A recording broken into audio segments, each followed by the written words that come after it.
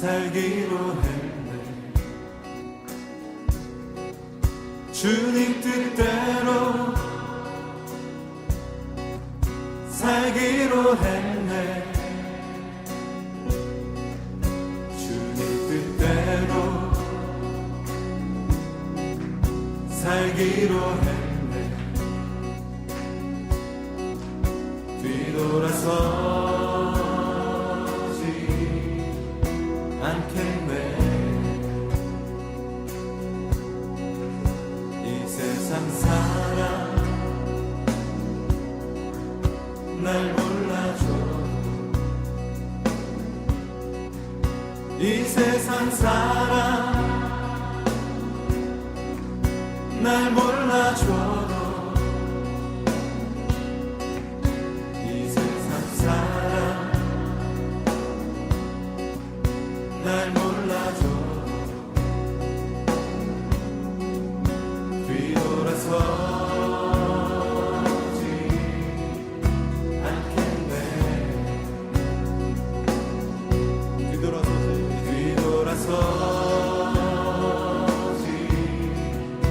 않겠네. 어떠한 시련이 와도 수많은 유혹 속에도 진실하신 주님 약속 난 붙들리라. 세상이 이해 못하고 우리를 조롱하여도 진실하신 주님 약속만 붙들리라. 결코 돌아서지 않으리.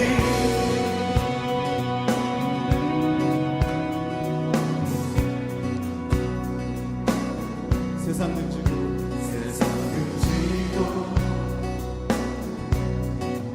십자가 보내. 세상 등지고 십자가 보내. 세상 등지고 십자가 보내.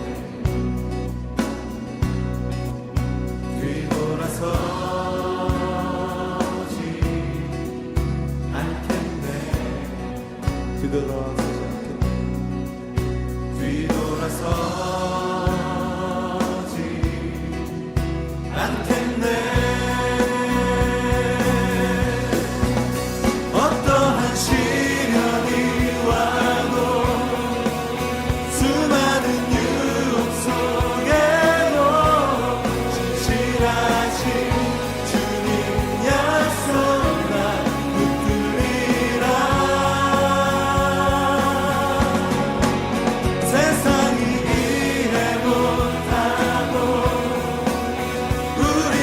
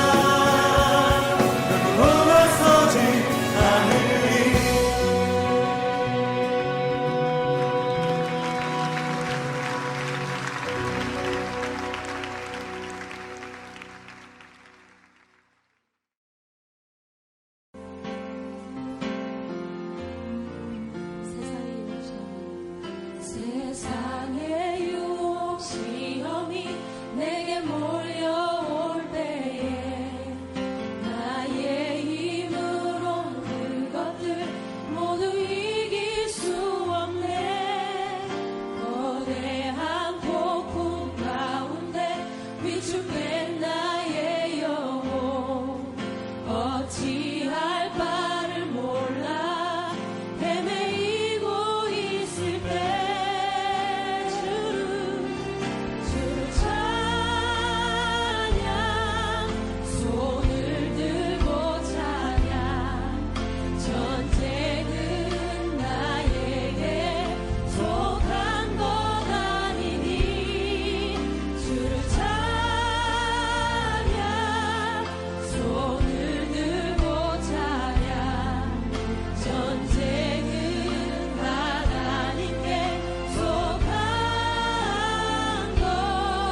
것이니 거짓과 속임수로 가득 찬 세상에서 어디로 갈지 몰라 머뭇거리고 있네.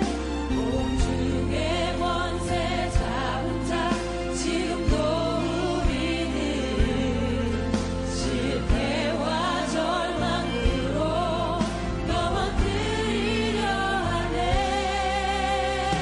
주위를 둘러보면 아무도 없는 듯 믿음의 눈을 들면 보이는 분 계시네. 지금도 내 안에서 역사하고 계시네. 사망과 어둠의 권세 물리치신 예수님 주를 찬양 손을 들고 찬양 전쟁은 나에게 속한 것 아니니 주를 찬양 손을 들고 찬양 전쟁은 하나님께 속한 것이니 주위를 둘러보면 아무도 없는 듯 믿음의 눈을 들면 보이는 분 계시네. 지금도 역사하고 계시는 사망과 어둠의 권세 물리치신 예수님 주를 찬양 손을 들고 찬양 전쟁은 나에게 속한 것 아니니 주를 찬양 손을 들고 찬양 전쟁은 하나님께 속한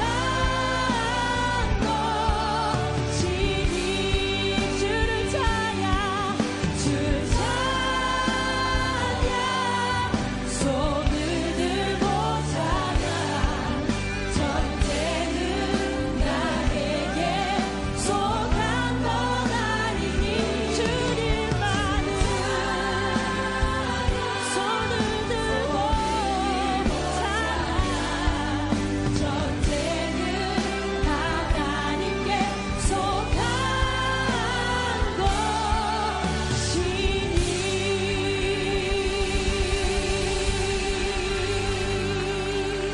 아멘. 청년부 여러분 안녕하세요. 오늘도 함께 말씀을 나누게 되어서 참으로 좋습니다. 오늘 함께 보실 하나님의 말씀은 룻기 1장 16절에서 17절 말씀입니다. 룻이 이르되 내게 어머니를 떠나며 어머니를 따르지 말고 돌아가라 강건하지 마옵소서. 어머니께서 가시는 곳에 나도 가고 어머니께서 머무시는 곳에서 나도 머물겠나이다. 어머니의 백성이 나의 백성이 되고 어머니의 하나님이 나의 하나님이 되시리니 어머니께서 죽으시는 곳에서 나도 죽어 거기 묻힐 것이라.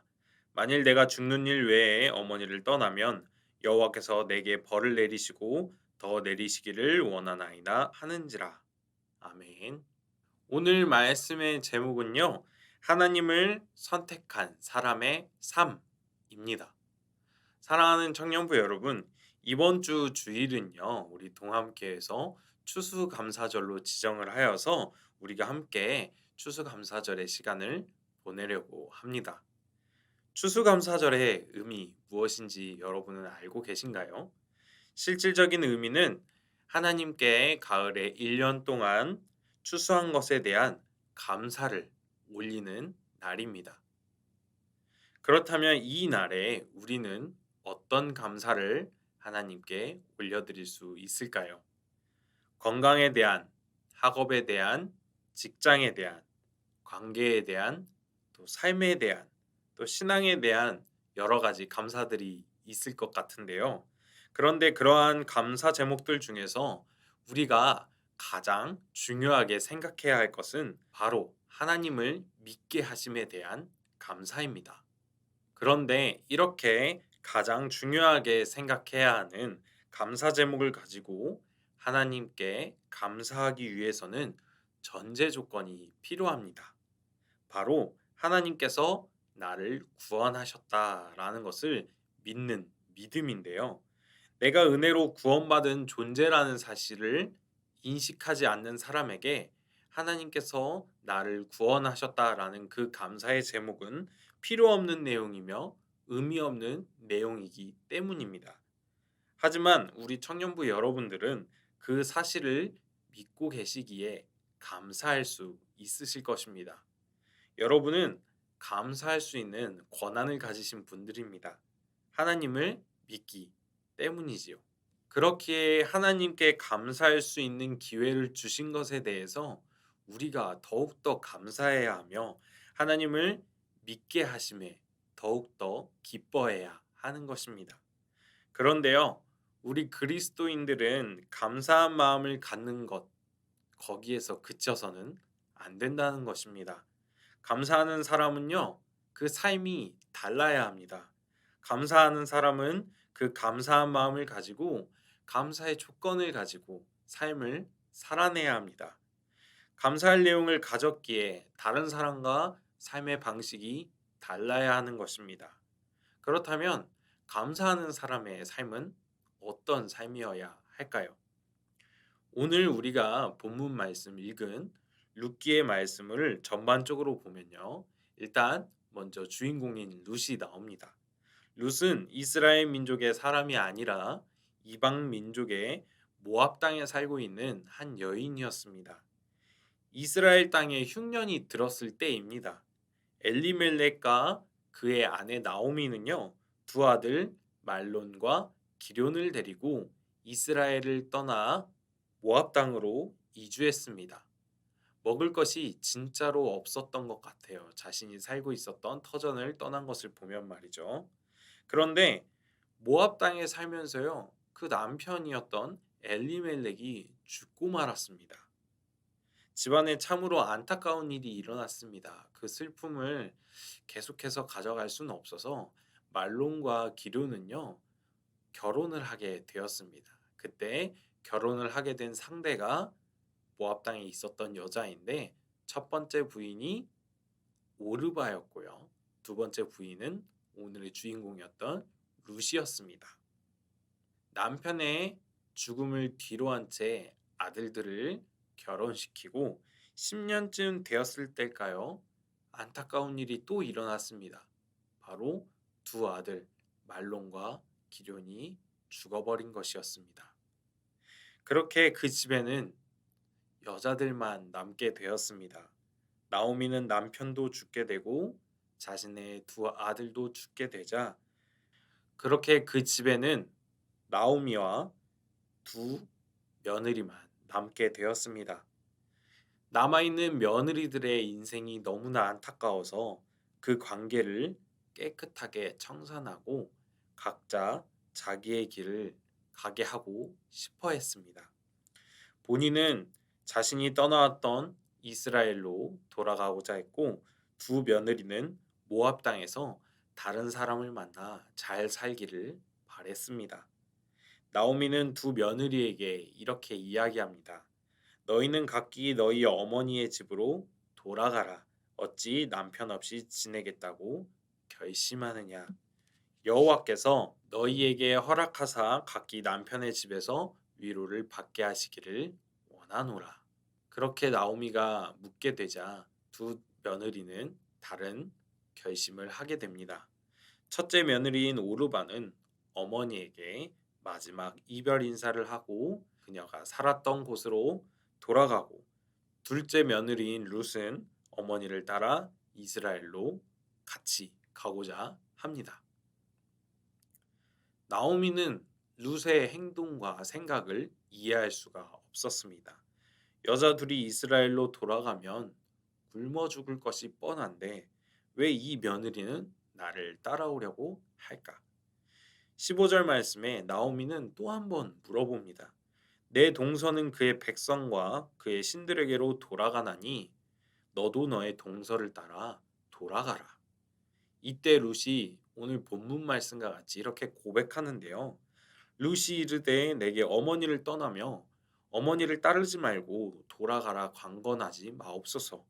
어머니께서 가시는 곳에 나도 가고 어머니께서 머무시는 곳에서 나도 머물겠나이다. 어머니의 백성이 나의 백성이 되고 어머니의 하나님이 나의 하나님이 되시리니 어머니께서 죽으시는 곳에서 나도 죽어 거기 묻힐 것이라. 만일 내가 죽는 일 외에 어머니를 떠나면 여호와께서 내게 벌을 내리시고 더 내리시기를 원하나이다 하는지라. 나오미가 룻이 이렇게 자기와 함께 가기로 결심한 것을 보고 더 이상 만류하지는 않았습니다. 룻은 그렇게 자기의 인생을 하나님께 맡기고 시어머니와 함께 이스라엘 땅으로 돌아가 이스라엘 백성으로 살기로 합니다. 이렇게 우리가 룻이 하나님을 믿게 된 과정, 또 룻이 하나님의 백성이 된 과정을 보게 되었는데요. 우리는 룻이 이 힘든 상황 속에서 했던 고백들을 통해서 하나님을 믿게 된 사람이 어떤 삶을 선택하고 살아가는지를 보게 됩니다. 하나님을 믿기로 굳게 결심한 룻은 어떤 삶을 살아냈겠습니까? 룻은 보이지 않고 듣기만 한 하나님을 평생 믿기로 다짐했습니다. 그리고 굳게 결심했습니다. 하나님은 우리가 볼 수 없는 존재이십니다. 온전히 하나님의 필요에 의해 사람에게 하나님의 존재를 나타내시기는 하나 항상 그런 것은 아닙니다. 룻의 상황도 그랬습니다. 룻에게 하나님께서 직접 나타나신 것도 아니었고요. 오로지 시어머니가 믿었던 하나님을 듣고 시어머니의 신앙생활을 보면서 하나님을 조금씩 인지하기 시작했던 것이죠. 룻에게는 그 어떤 하나님의 직접적인 터치가 없었음에도 불구하고 룻은 보이지 않는 하나님을 믿기로 작정했습니다. 룻은요 또한 불확실성 속에서 확신을 가지고 살았습니다.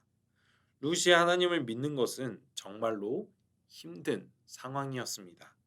하나님을 섬기는 가정이라고 자신이 보고 들었는데 나오미의 남편도 심지어 두 아들도 죽게 된 상황입니다. 이러한 상황 속에서 하나님을 바라보고 하나님을 믿는다라는 것, 하나님의 인도하심을 본다라는 것, 정말로 어려운 일입니다. 그럼에도 불구하고요, 룻은 하나님을 따르기로 했다라는 겁니다. 그 믿음이 실로 놀라울 수밖에 없습니다.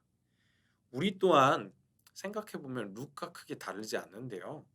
우리 또한 이스라엘 민족도 아닐 뿐더러 하나님을 보고 믿은 것이 아니라 귀로 듣고 또는 부모님이나 가까운 사람들을 통하여 신앙의 모습이나 교회를 방문하여 듣게 된 말씀 등을 통하여 하나님을 조금씩 인지하기 시작하였고 하나님의 은혜가 우리 삶에 있기를 바라며 우리가 하나님을 믿기로 했습니다. 그렇게 하나님을 믿고 살아감에 있어서 우리가 항상 풍족함과 잘됨과 평안함이 가득하진 않습니다. 하나님을 믿고 있음에도 불구하고 우리에게는 예상치 못하는 일이 다가오고는 합니다. 그것이 큰 고난과 걱정과 아픔을 수반할 때가 있습니다. 이해하기 어려울 수도 있습니다. 하나님을 믿는 나에게 왜 이런 일이 생기는 걸까 하고 말입니다.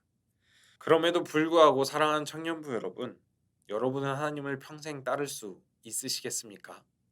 본 적도 없고 듣기만 한 하나님을 평생 따르실 수 있으시겠습니까? 나에게 어떠한 상황이 찾아온다 하더라도 그 믿음을 저버리지 않으실 수 있으시겠습니까? 저는 우리 청년부 여러분이 룻과 같은 믿음으로요, 평생을 하나님을 바라보고 따르기를 소원합니다. 어떠한 상황이 있더라도 그 상황 속에서 하나님을 찾고 하나님을 바라고 하나님을 느끼며 하나님을 따르며 사시기를 소원합니다. 여러분의 믿음으로 인해 하나님께서 이 세상 사람들 속에서 이러한 믿음을 보지 못했노라 라고 칭찬하실 수 있는 그런 여러분이 되기를 소원합니다. 룻은 또한 세상의 것들을 따르지 않기로 작정했습니다. 15절은 이렇게 이야기합니다.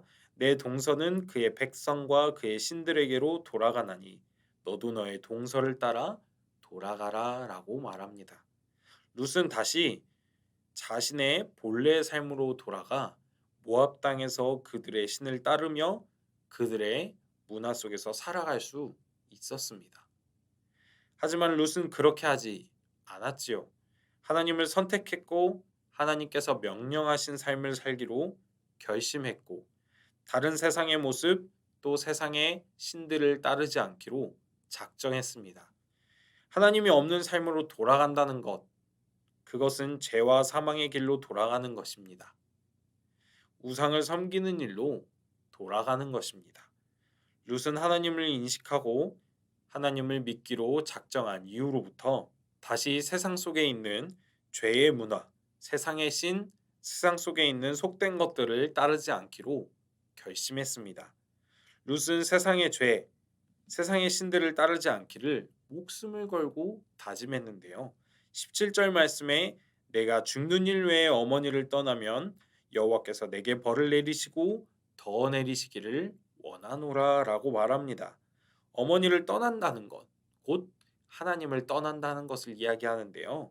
하나님을 떠난 나에게 하나님께서 벌을 내리시기를 원한다라는 이 다짐은 세상을 향한 또 죄에 대한 선포입니다. 내가 절대로 하나님을 떠나지 않겠다. 내가 다시는 우상에게로 돌아가지 않겠다. 세상의 죄악된 것들을 따르지 않겠다라는 선포입니다. 사랑하는 청년부 여러분, 우리는 세상 속에서 살아가는 사람들이 맞습니다. 그리고 우리는 그 삶 속에서 항상 선택해야 합니다. 죄악된 문화와 죄된 것들, 우상을 선택하고 살아갈 것인지, 하나님을 선택하고 하나님의 말씀대로 살아갈 것인지를 우리는 선택해야 합니다. 하나님을 믿기로 작정하셨다면 오로지 하나님만 따르고 세상의 유혹을 뿌리치고 하나님의 백성으로 살아야 합니다. 룻의 믿음처럼 우리 또한 그렇게 살아가야 합니다. 이 시대에 점점 그리스도인들이 줄어갑니다. 교회를 다녔다가도 상처에 의해, 상황에 의해, 변심에 의해 그 신앙을 잃어가고 교회 나가지 않는 사람들이 엄청나게 많아졌습니다. 가나안 성도라는 명칭이 언제부터 이렇게 유행하기 시작하면서 예수는 알지만 교회에 나가지 않는 사람들이 엄청나게 많아졌습니다. 참으로 안타까운 상황이 아닐 수가 없습니다. 교회도 문제고요. 교인도 문제입니다. 어느 누구의 문제이다라고 정할 수는 없는데요. 점점 교회는 아우성이 들리고 사람들은 교회에서 소리나는 것들 때문에 교회를 신뢰하지 않습니다. 저는 이러한 상황 속에서 우리가 살고 있지만 다시 우리의 마음을 돌이키고 룻과 같이 여러분이 믿음의 고백을 했으면 좋겠습니다. 사랑하는 청년부 여러분, 하나님을 믿기로 작정하신 우리 청년부 여러분, 하나님을 끝까지 붙잡고 하나님으로부터 떨어지지 마십시오. 하나님을 평생에 의지하십시오. 하나님께 기도하십시오. 하나님을 잊지 않고 섬기는 그 삶에 하나님께서 동행하시고 인도하시고 끝까지 책임져 주실 것입니다. 우리 함께 기도하겠습니다. 사랑이 많으신 하나님 아버지, 우리가 하나님을 알게 된 것만으로도 얼마나 감사한 일인지 모릅니다. 죄된 우리를 사랑하셔서 우리를 구원하시고 사랑하셨지만 우리가 그 사랑을 받았음에도 불구하고 하나님께서 원하시는 삶을 살지 못했던 것을 고백합니다. 주님, 용서하여 주시옵소서. 점점 이 땅의 그리스도인들이 힘을 잃어갑니다. 그 삶이 어려워져 갑니다. 주님, 그 속에서도 우리가 절대 주님을 놓치지 않게 하시고 마지막 때에 우리의 믿음이 흔들리지 않도록 주님 붙잡아 주시옵소서. 주님, 평생에 주님을 믿고 마지막 때에 주님과 함께하길 소원합니다. 주님, 우리와 함께하여 주시옵소서. 예수님의 이름으로 기도드립니다. 아멘.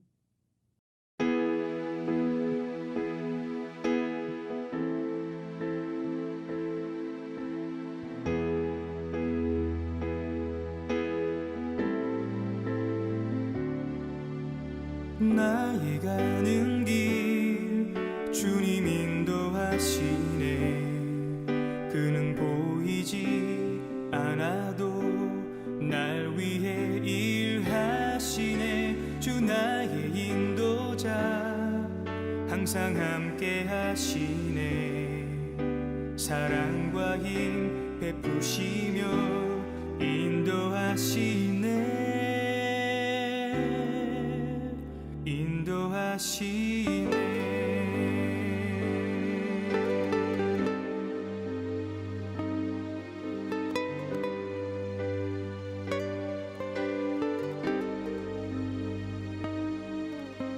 나의 가는 길 주님 인도하시네. 그는 보이지 않아도 날 위해 일하시네. 주 나의 인도자 항상 함께 하시네. 사랑과 힘 베푸시며 인도하시네. 인도하시네. 광야의 길을 만드시고 날 인도해. 사막의 강 만드신 것 보라. 하늘과 땅 변해도 주의 말씀 영원히 내 삶 속에 새 일을 행하리.